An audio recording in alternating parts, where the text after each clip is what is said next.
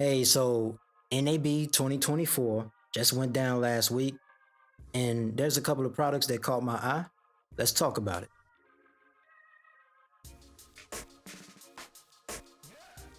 So, last week, me and my wife got to catch the tail end of NAB. It was a dope experience. Um, we got to meet a lot of good people. That was something I wasn't expecting when I went down there. I thought I was just gonna go down there and look at products and get to test out things and see what's up. But I didn't expect to go down there and meet such a great amount of good people that just took to us and talked to us and got to know us, and it was a pretty dope experience. We really had a good time. That was one of the special parts of NAB that came as a surprise, which was cool. And we enjoyed ourselves. But I know y'all here for me to talk about what I saw and what interests me and what products that was at NAB that was, useful to what we do around here. Well, here we go. Of course, we had to go and get straight to the get down when it came to BlackMagic. As soon as we got up in there, we went straight to BlackMagic, and that's what we did. I got a chance to get with the Pixis 6K and use that and see what's up with that. That one was pretty cool. Hands-on with it. It feels nice. It feels a lot more premium than my 6K Pro, that's a good thing. I'm not even gonna lie, the readout speeds are pretty limited, which is one of the reasons why I'm kind of on the fence of another camera that I want to get, and it's a older camera that I want to get. But I'm on the fence about that. I'm not gonna talk about that right now, but I'm on the fence about it. Getting that before the Pixis 6K or after the Pixis 6K. That's when I'm on the fence about it.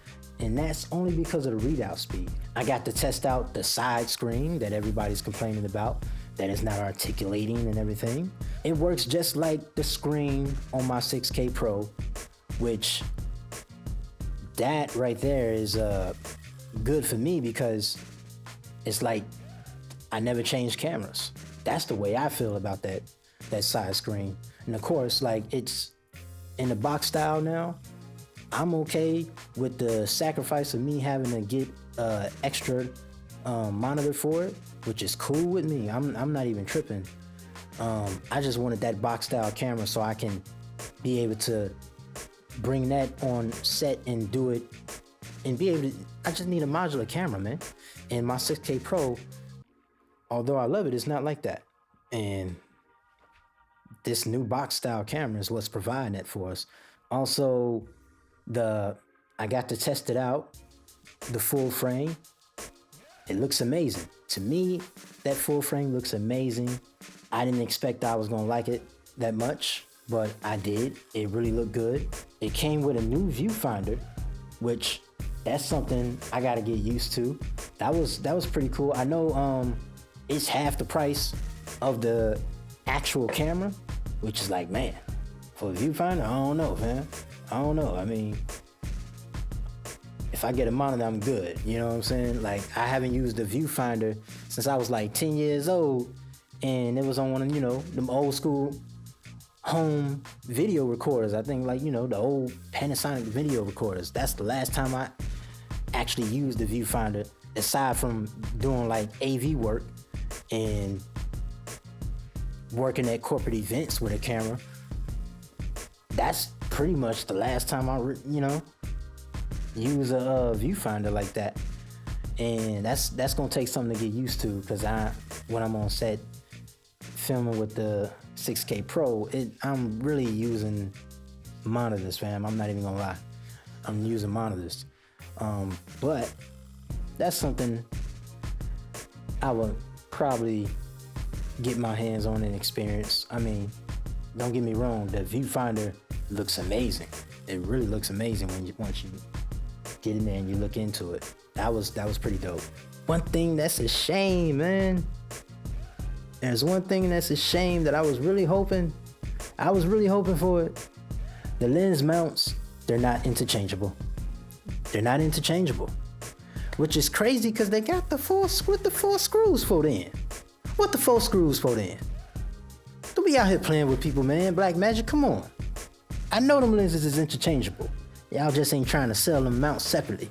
Y'all should. I know them lenses interchangeable. Y'all playing. But whatever. It's not interchangeable. So, I recommend, if anybody gonna buy this camera, I would recommend purchasing the camera with the L mount because that's the most versatile of the 2 lens mounts at the moment. You can actually adapt a EF mount to that L mount, or you can adapt a PL mount to that L mount. But if all you got is EF lenses and you don't plan on buying nothing but EF lenses, all right, cool. Go with the EF. And if you baller, and all you rock with is PL cine lenses that are, prestige and premium and woo out the bam, go and get your PL mount, player. I ain't mad at you. But for me, I gotta get that L mount because I need them budget cine lenses that's only coming in RF and L mount and whatever Fuji mount they coming out with, because y'all leaving the EF behind and I'm a little disappointed. So that's one of the main reasons I'm grabbing that L mount version of the box Pixie 6. You know what I'm talking about, the Pixie Pixis, the box camera, baby, the box camera. Yeah, I'm gonna get the L mount for the box camera. So I'm cool with the Pixie. I'm liking what I'm seeing from the Pixie, and I think it might be something to purchase. But like I said, I'm on the fence because of that readout speed. I wasn't anticipating this camera as much as the Pixis 6K, but the Ursa 12K, my gosh, man, the Ursa 12K full frame blew me away, fam. I got a chance to get my hands on that and play with that one. That's an amazing camera. The 12K resolution with the full frame, that's setting it off, man. That's setting it off. That's a beautiful image, beautiful look. I got a chance to play with it on a dolly, which was pretty cool. I love doing stuff like that. And I got a chance to, move it, get them nice cinematic looks with it, and it looks amazing, man. And that's gonna be a camera Hollywood need to look out for, man. I can't see Hollywood passing this camera up. I mean, I get it, Alexa, Sony, all that stuff, of course, those like the main cameras they using. But they better not sleep on this Ursa 12K, because that bad boy is fire. If they sleep on a shoe, let me get my hands on it, because I can make some blockbusters with that one. I most definitely feel like I can make some blockbusters with that one. That one's pretty dope. It works just like any other BlackMagic camera. It's got the nice, that has an articulating screen on the side, and you can flip it however way you want to do it. And also they have another screen on the other side for your AC that gives you the measurements and everything, so you can pinpoint, accurately focus. That's pretty solid. They have proprietary memory, which I guess that's their way of kind of keeping it operating smooth with their proprietary memory. You ain't gonna get no hiccups or anything like that. And I get it. It's it's proprietary memory, and it's it's gonna cost a pretty buck. But the one, it comes with an 8 terabyte. It already comes with 8 terabytes. So yeah, you might not need to go full on out and get more than one memory card or whatever they calling it. I know it's like a huge memory card that you put up in the camera, and it's proprietary, but it works smooth. It's able to read in the read-write speeds for what you're shooting with the 12K resolution. It's supposed to work well with that and be optimized. So they did say they were coming out with a module that looks just like that, where you could put CFast express cards in it, but you'll be kind of limited with that. But at the same time, I think that's still dope as well. But yeah, that was a pretty dope camera. I ain't really got much to say about it. That's dope. It's just a dope camera and it looks good, man. Most definitely, I would like to get my hands on that one in the future. Maybe I'd invest in it. You never know. I might invest in that one. That'd be a nice camera to own. Or I might just wait for that 17K. Who knows?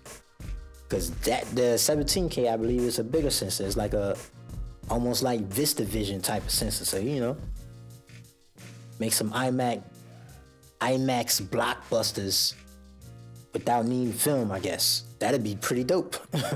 That'd be pretty dope. That might change the game, to be honest. To be able to do some IMAX style blockbuster stuff, on a digital camera. I don't think it's been done yet. I'm not sure. I think all the IMAX cameras I've seen have been film cameras, so correct me if I'm wrong, but that'd be pretty dope. But yeah, man, that's it for the cameras pretty much, man. BlackMagic, they doing their thing, and I'm happy to be along for that ride, man. Keep the BlackMagic ecosystem going. I wouldn't mind that. Also, I got a chance to sit down and play with their control panels, which is something that I never really did, never got a chance to try.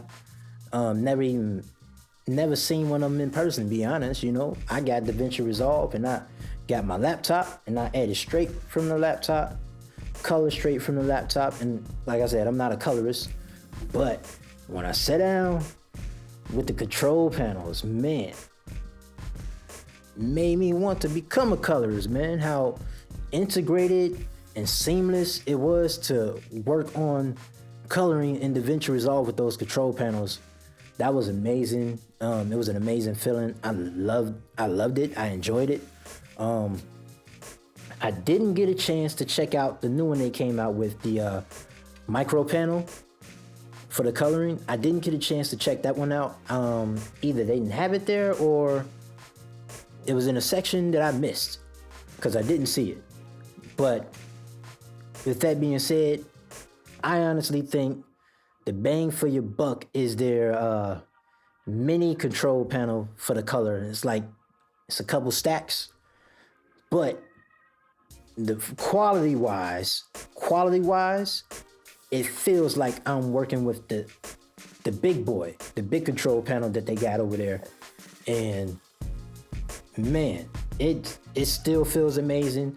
It still feels like you can integrate, and really it's still optimized for DaVinci Resolve, of course. But even with that being said, you gotta actually feel it to understand it, man. That's in my opinion. I feel like you gotta actually feel it to understand it, and it just makes everything else so seamlessly. You can click, press without having to click a mouse and going searching for things. There's buttons that you can control and function to where you can boom, click on it, and it gets you to the area you need to be at. And I love that. That's pretty solid. So I might want to invest in one of those. I'm not trying to become a colorist, but man, that'll make you want to be a colorist working with them joints. So that's something I might want to invest in, and especially the mini Resolve panel, because I mostly do music over here, so I don't need a big old control panel for coloring taking over my desk. I got a lot of other keyboards and things like that, but a mini control panel or micro control panel, you know what I'm saying? Something you can take on the go, which is pretty dope still.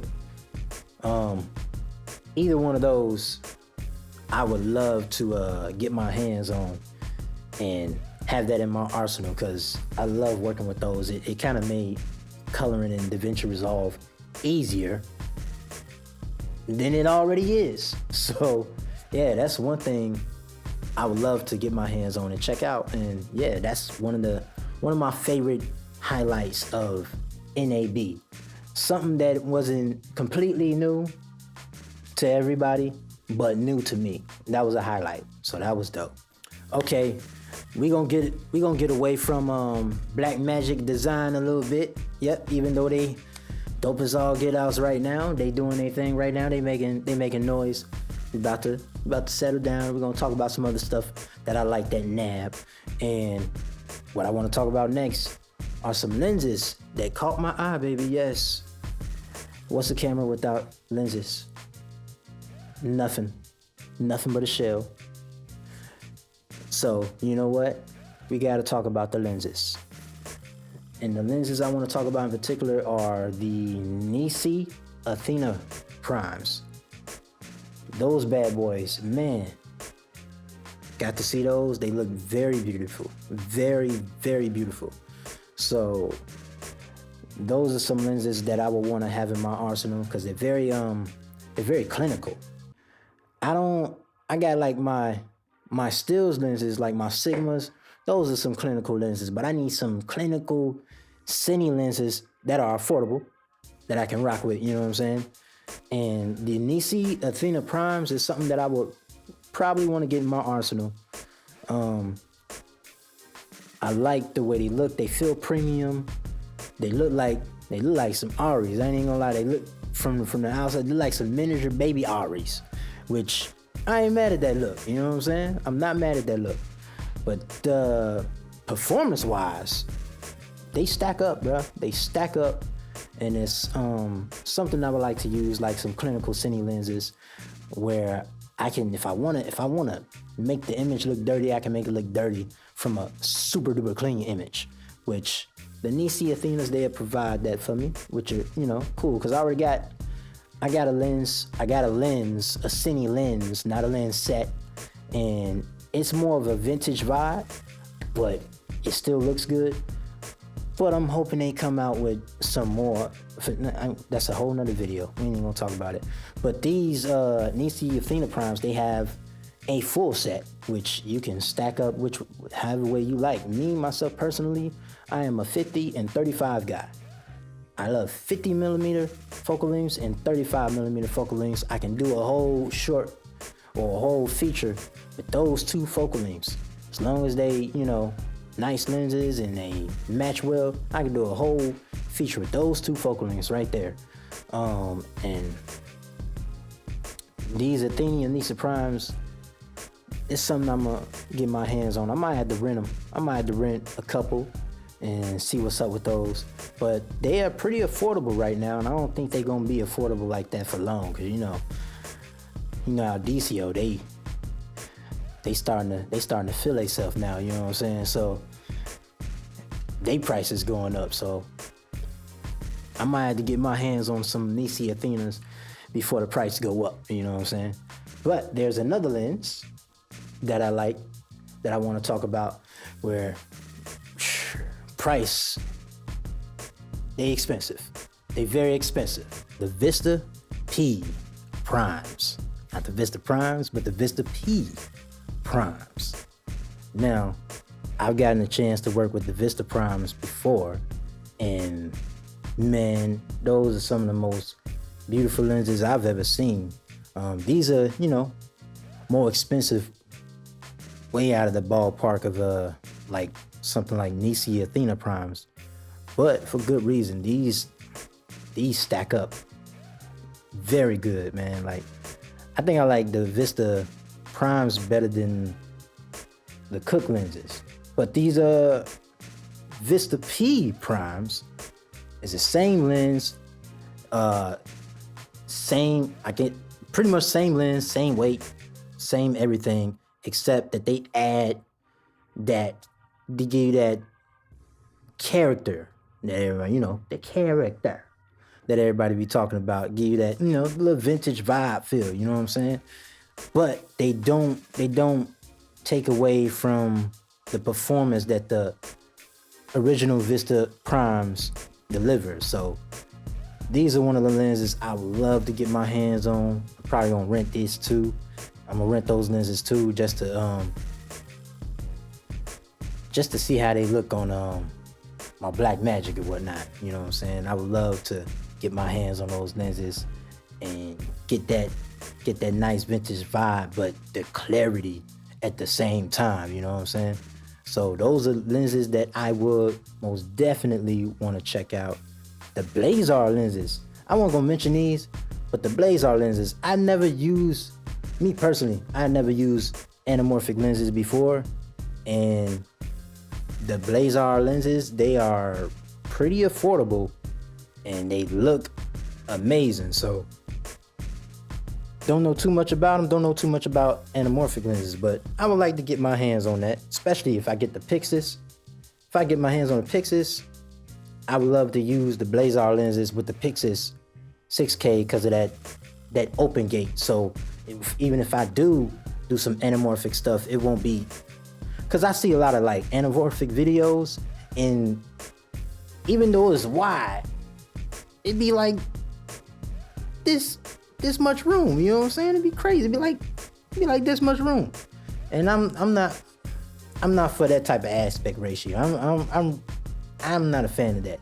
But if you can do it on something like open gate or a large format sensor and still get a good vertical view plus the wide image, then that's something to work with. I wouldn't want to work with it on my 6K because we only get 3.5K if we shooting that little anamorphic type of style, which that's below 4K, and I'm not trying to shoot nothing below 4K, to be honest with you. Not even gonna lie.